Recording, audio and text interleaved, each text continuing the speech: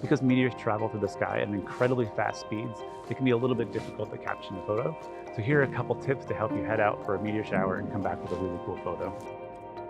Meteor showers are normally named for the constellation that they originate from. So you can use an app like Starwalk or Sky Guide to hold your phone to the sky and see exactly where you should be pointing your camera.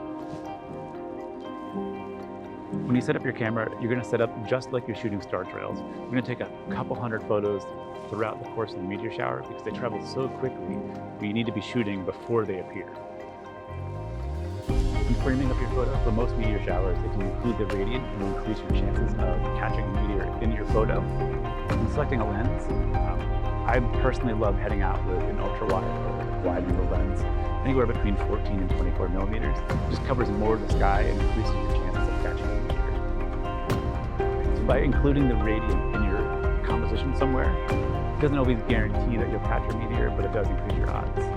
So aside from that, head out with the plan to let your eyes adjust to the dark and just enjoy the night and stay out as long as possible.